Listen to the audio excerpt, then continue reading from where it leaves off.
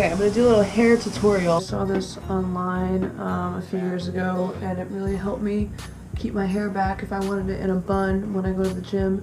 I usually do a ponytail, but it's a lot shorter now, so it's hard to do stuff with it. So you need 2 or 3 hair ties, and I take my bangs first and I twist it back. And then I pull the hair back into a ponytail. And then I braid the ponytail.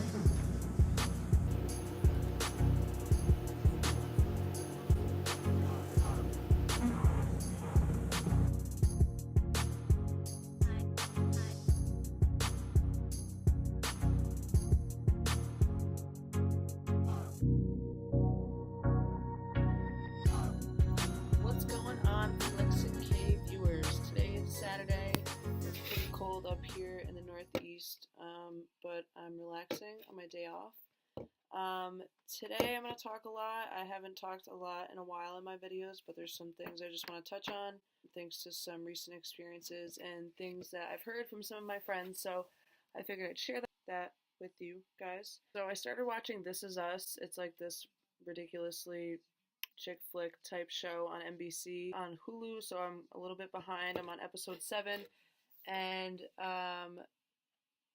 in episode 6 there was a part where the larger girl, I don't know her name in the show, but her real name is Chrissy Metz. I don't know if I'm saying that right, but she becomes a personal assistant to this woman who, I don't know what she does, but she ends up having to take the daughter of the employer to her friend's house, and they sit in the car, and she calls her fat, and there's this whole like fat shaming part, and obviously there's some larger female actresses out there that have been in the media in the past about their weight. Amy Schumer, Melissa McCarthy, I don't know her. The woman in Precious. There's a few girls out there, and Adele, she lost like a crap ton of weight, so I think this is one of those things as far as the media goes, but like I said, I just got into the show, I don't know much about it, but the clip is ridiculous, and you'll see it right here.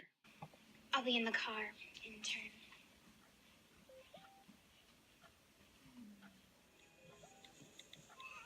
Gemma, your mom told me that you would be giving me Ashley's address. Gemma, will you answer me? Gemma, I'm gonna need the address. Why? Does she need to get back to work? Yes. And if I didn't value the work, I wouldn't be tolerating this attitude. Just so we're clear. What'd she tell you? You'd be an associate? And you thought my mom was going to give you actual responsibilities because a few C-list celebrities take your calls? Clearly, she only hired you because she thinks a fat girl can get through to me. Guess she figured bigger the better. No, I actually feel bad for you. What the hell? Yeah, well, don't feel bad for me, okay? So I have a ride home. I'm sorry? Get out. What? Get out of the damn car, Gemma, before I toss you out of it. And you know what? You can walk to Ashley's. And fat girl to fat girl, if you keep at the pace, you can burn 417 calories an hour walking.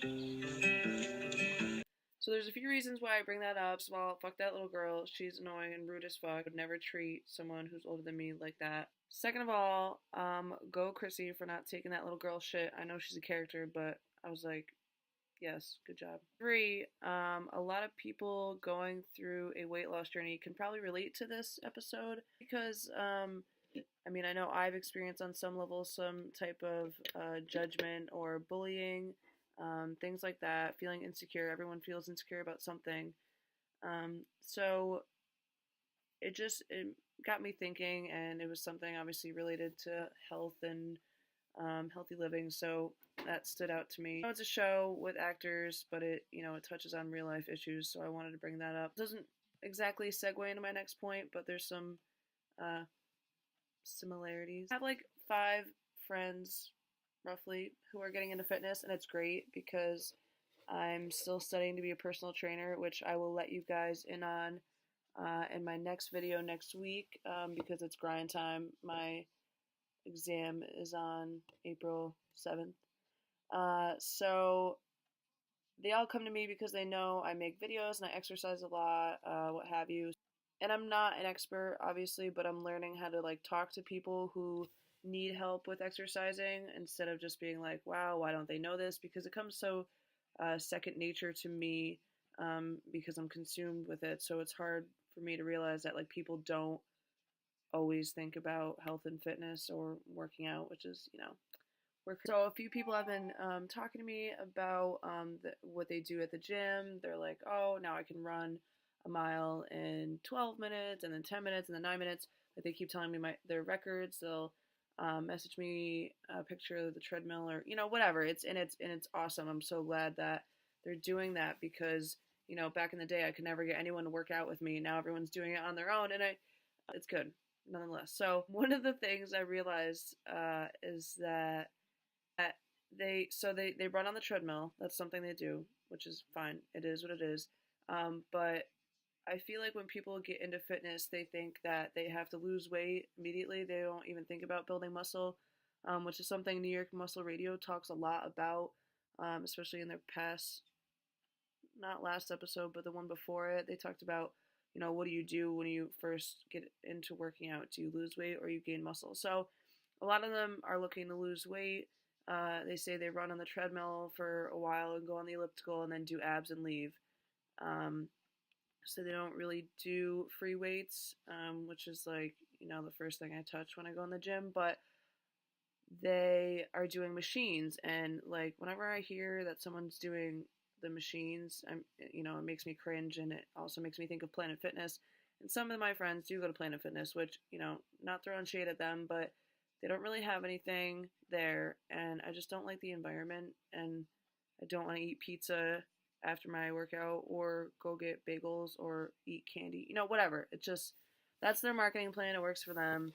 If you went to school every day but didn't gain anything from it, you didn't have to do homework, you didn't learn anything, you didn't do the things that you were supposed to do, would you have a desire to go the next day? And that kind of sums up my whole high school career. But you wouldn't want to go somewhere like, I can't use work as the example because you get paid, so like you have to.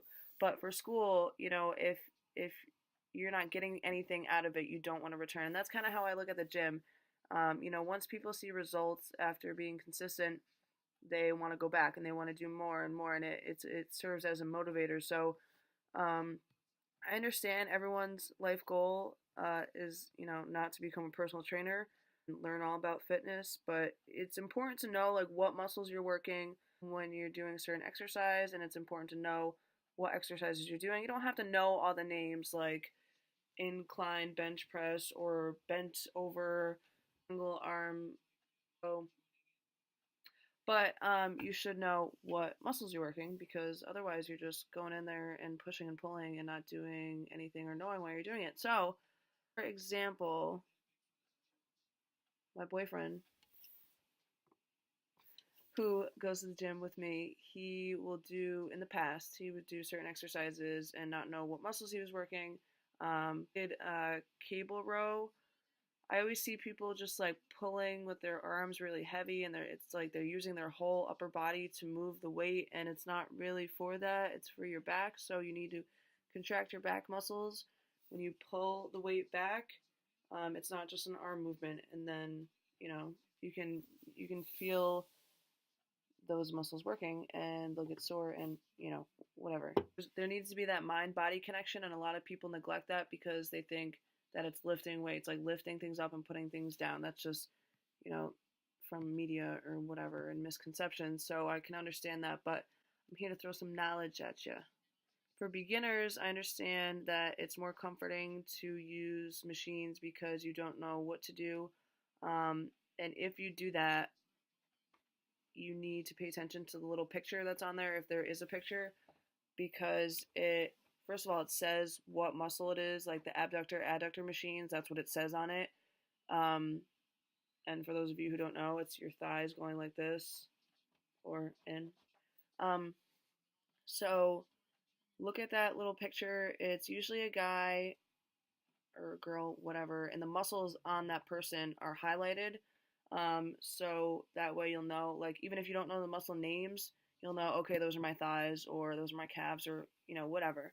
Take a mental note of that picture, and, if you have a split routine, just figure out, okay, I did that machine on Monday, I'm going to do it again on Friday, um, or whatever. But don't become reliant on it, because from those machines you can learn how to use free weights, like the pull down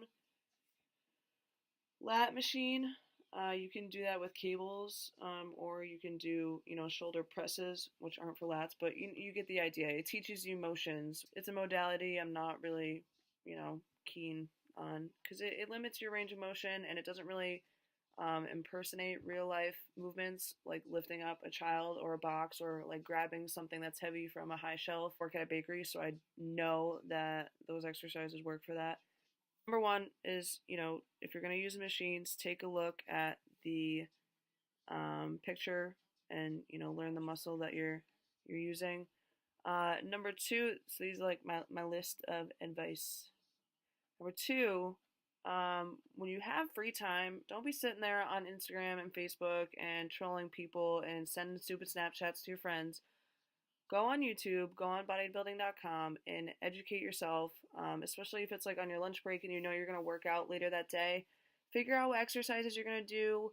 And this can be kind of hard because some people might say, okay, well, I want to lose fat around my butt or my stomach or whatever, and then they'll only look for core exercises or leg exercises, and the leg exercises that are out on the internet on like osmopolitan.com or some random websites like that are ridiculous. Don't do any donkey kicks, don't do any air squats. None of that is going to get you a firm booty. I'm telling you, you need to use weights.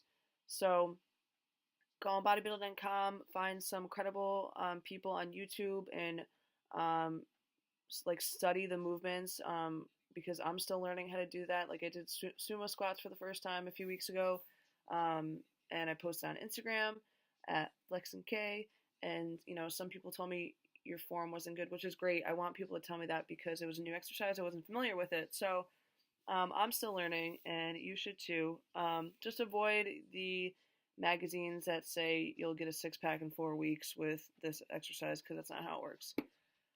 So that's number two. Number three is number two kind of goes into number three. So on your lunch break, while you're researching different exercise, make a mental note of what you want to do that night at the gym. Don't go in without a plan, because then you're going to listen to your grumbling stomach, and you're going to leave and you're going to go eat, nasty pizza at Planet Fitness, or, do something that you regret later.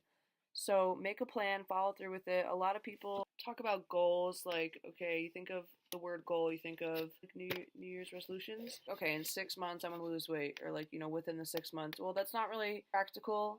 I mean, it is, but you want to set little goals in between, and not even just okay, 3-week goals, 2-week goals, set them daily. Wake up and say, today between 4 and 5, I'm going to get a workout in. It's going to be my legs, and then I'm going to walk after, or something. You need to be very specific. Once you, get in the hang of that and make it part of your routine and make it a priority. That was one of the things that I struggled with when I first started working out. I already worked at a gym, so I was there. I had to, pretty much.